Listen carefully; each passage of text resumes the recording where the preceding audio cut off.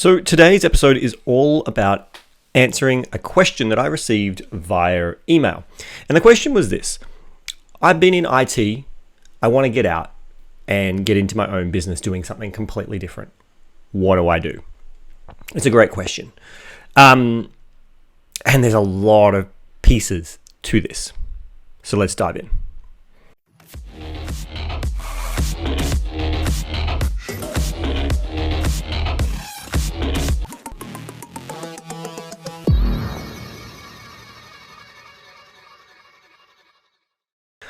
All right, so, firstly, I really get it.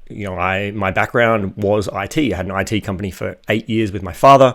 Eventually got to the point where I was like, I want out of the IT business. We sold the business and I wanted to do something completely different. It's when I'd written my first book. And so I understand kind of getting over IT. Getting into your own business is super exciting. And the fact that you're looking at going, hey, how do I get into a business? Kudos to you. I think that's incredible and I encourage it. That said, I have a few clarifying questions that I'd like to run by you to get you really thinking about what you actually want.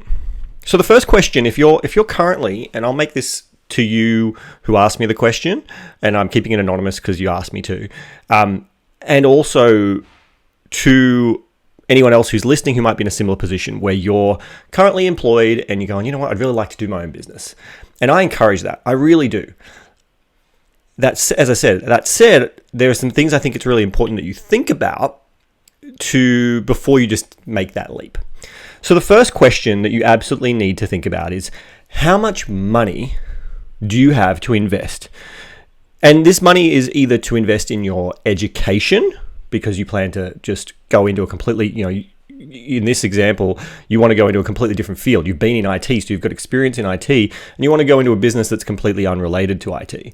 That can be really powerful when you know a lot about business, but to go into a world that you don't know anything about will be a steep learning curve. And the best way you can speed up that learning curve is to be able to invest in mentors, trainings, books, resources that could help you learn a lot faster.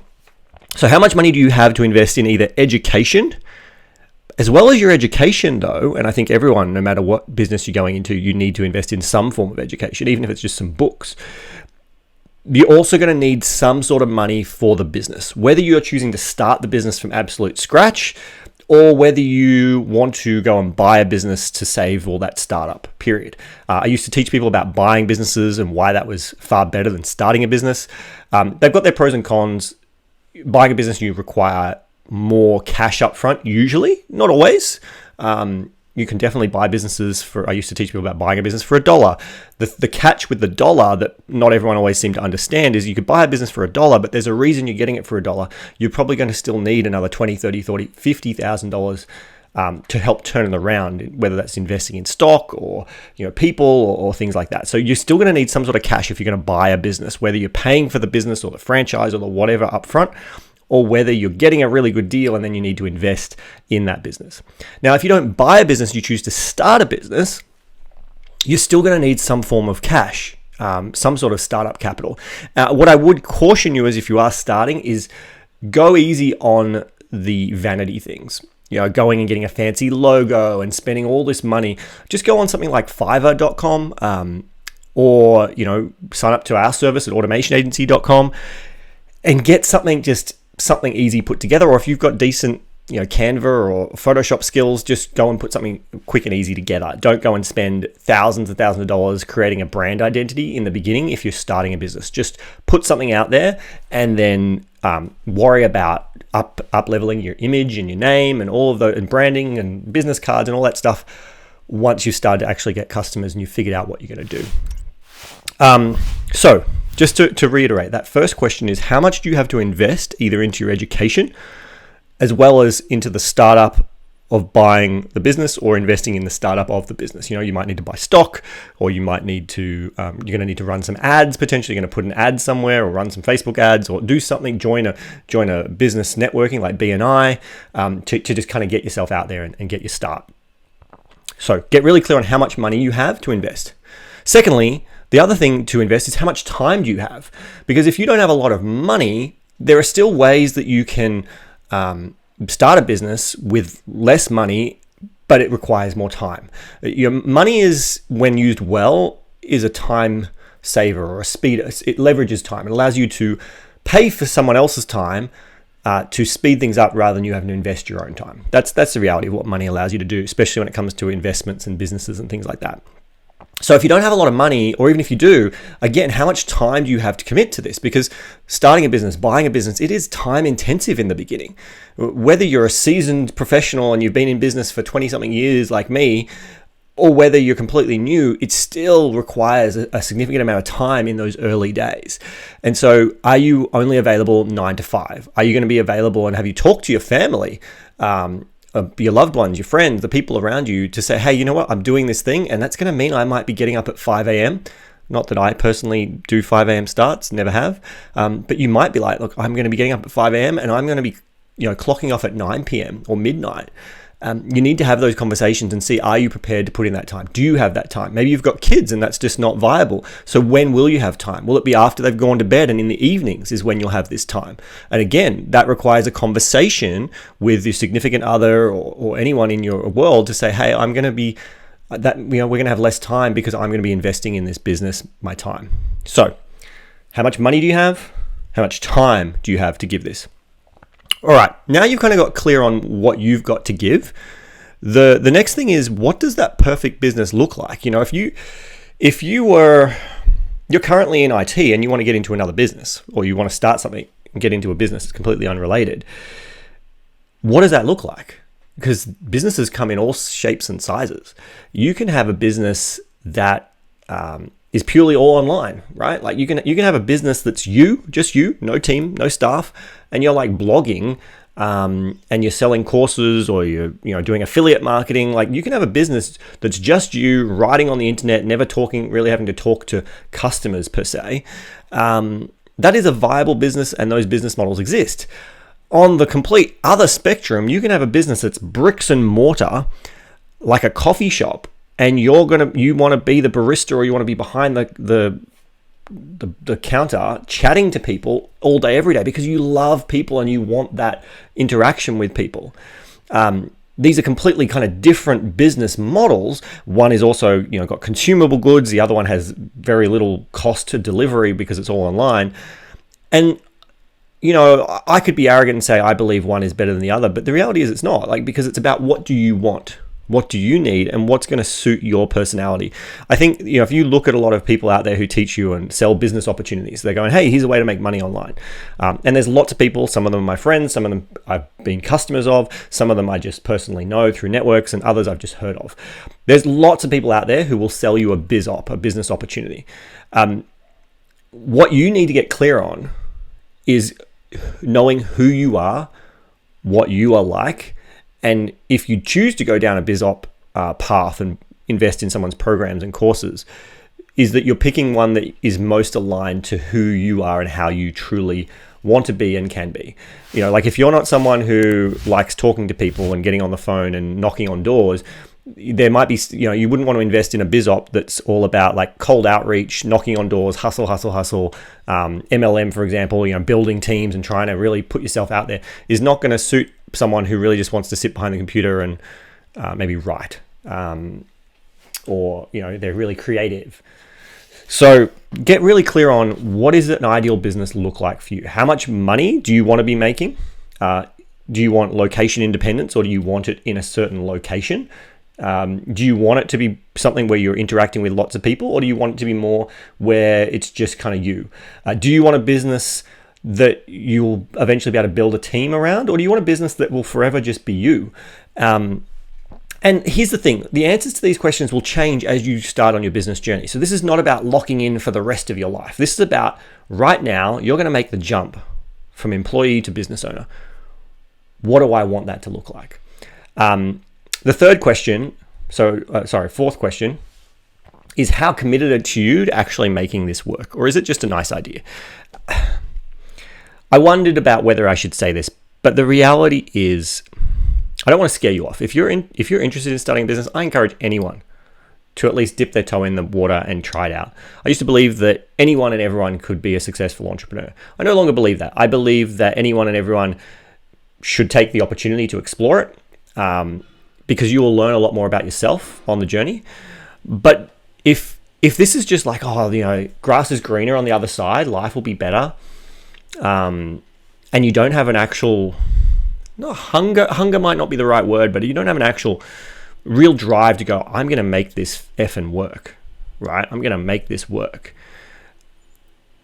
And that might mean that the business model you start with fails miserably, but it's not about, I'm going to make this business work, is I'm going to make money. I'm going to succeed in having my own business. If you're committed to that, you're truly committed to, like, yes, that's not a if, it's just a matter of when, right? I will achieve that. And that's what I started my first business at 15.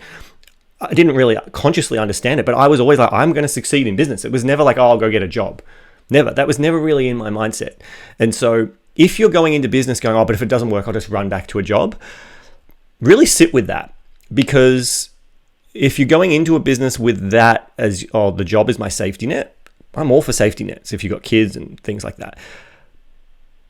But that level of thinking will probably lead you to not put in the work and the effort that's truly required for you to get the success you're looking for from your business. And if that's the case, you may be better off just exploring, I'm looking for that safety and security, which as an entrepreneur and a business owner, safety and security is one of the things you don't necessarily have. What you get instead is you get a lot of variety, you get a lot of huge opportunity, uncapped potential. Your income is only capped by your ability to think and work, and the input you put in will control the output. There's no like, this is your salary. You can earn millions of dollars, you can earn $100. Really, it comes down to how you go about your business that controls that. No one else controls it.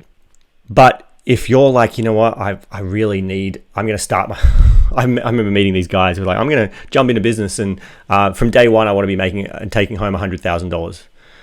And it was like, yeah, you maybe will achieve that with investing in a big franchise that you'll be the person doing all the work, but enough profits might, if you select the right franchise, be $100,000 a year. But if you're like, I'm going to do a startup, I'm going to do this, I'm going to hire all these people, and I'm going to be taking $100,000 a year, it's unlikely, is my experience anyway. I'm not here to tell you that it can't be done. Absolutely, it can be done. My experience shows that it's less likely than standard. And if me telling you that fires you up to make you do it more, do it. Go for it. I love that. If me saying that makes you go, ooh, I don't know, and makes you question whether business is right for you, again, sit with that and really ask yourself, how badly do I want to be in business? Truly, how badly do I want to be in business? Is it about the business, or is it about something else? And if it's about something else, maybe there's another way you can achieve that. Like if you're just dissatisfied in your job right now and the career of IT, well, maybe there's another career which will have that safety. We could argue about whether having a job is actually safe. Peter, my previous co-host, and I had numerous conversations like that. This is not me talking you out of starting a business or buying a business. No way in hell. This is about you getting real with yourself. That's what this is. All these questions about you getting real with yourself. Are you prepared to do what it takes? Are you prepared to invest? And the first sign of struggle isn't going to send you to go, it's not working, I'm going to throw in the towel and go back and get a job. Because if that's the case, you'll probably feel really shit about yourself, and you may be better off to have those conversations with yourself now and look at that job opportunities and maybe do a smaller side hustle on the side, rather than throwing yourself deep into the business. So those are the key questions. Now, in terms of what I would do if I was in your situation, you've got IT experience, you're looking to get into a business. If you want to eventually build a business that runs without you, and I'm a huge advocate of that, typically would say, well, you should go and buy and get into like a hairdressing salon because you're an IT person. No one's going to let you cut their hair. And if you've got some money behind you, that is a worthwhile thing to explore and do. Go into something completely non-IT related. Look for opportunities where your IT skills will add value to the business that you're buying. If you've got money to buy into a business, going into something that's completely unrelated to your field, but then your background can add value to that business, huge. Do that. That's what I would recommend you do. However, if if you're going, oh, I don't have the money to buy a business, or I don't want to buy a business, I want to start something, what I would start with is being a consultant. If you currently have experience selling, doing IT stuff for big corporates, try and get into big corporates as an independent consultant, or do what my dad did when he started the IT company. He kind of got in doing, before it was IT, he was doing bookkeeping, but like, sell your skills, sell your time. This is not the forever. This is just to get you building cash flow, starting to get you to experience and learn some things about what business is like. How do you get clients? How do you deal with clients? How do you do invoicing? All of those kinds of things. Sell your time, because the time is the thing that you have the most of right now if you're going to quit your job and start. But always keep in mind that this is not the end goal. You're not trying to swap one job for another job that's self-employed, working for the worst boss in the world, you know, because here's the reality. When you switch from working for someone else to working for yourself, your boss, when you work for yourself, won't give you paid time off. We'll ask you to work through the holidays. We'll make you work massive overtime, and we'll take it out of your pay when things go bad in the business. Whereas when you're in someone else's job, and you're just employed, they won't typically do that to you unless something majorly's gone off. But yeah, just get really clear on what you've got to give. And so if you don't have a lot of money and you've got a skill in IT, I would actually go into selling something in IT. Or if you've got hobbies or something else outside of IT that you've got a lot of experience and interest in, you could explore how you could monetize that as well. But ultimately, if you're not fully sick of your current job, and it's okay, what might be a simple taste test is going into something like info products, some sort of online business. And you can buy online businesses, by the way. You can buy websites far cheaper than, in some cases, far cheaper than buying, say, a cafe or a retail space. You don't have the rents. Just be aware, though, that again, there's still going to be a huge learning curve. So that's everything I kind of have to say about going from being in your job to going into a business. I encourage it. I truly do. From what I've said, it might sound like I don't. I do. I just want you to go in with your eyes open. And this is not about your eyes open that you're filled with fear. This is about going in with your eyes open about what you're prepared to do and not do. And there's no judgment either way. Absolutely zero judgment. You just need to know what you're prepared to do. That's all. Hope this has been helpful. If you've got follow-up questions, either the man who asked me this question, or if you're someone listening going, hey, that applies to me and I've got follow-up questions, feel free to reach out. I'd love to hear your questions and answer it on future episodes. You've been listening to Entrepreneurs Rising. Thank you, dear listener, for tuning in. I appreciate your time and look forward to connecting in future episodes. If you would like show notes or any resources from today's episode, you can find them at rising.show. Rising.show. You can find show notes for this episode and all other episodes, as well as links to socials and the ability to reach out and connect with me, make your suggestions for future episodes. Until next time, keep up the journey.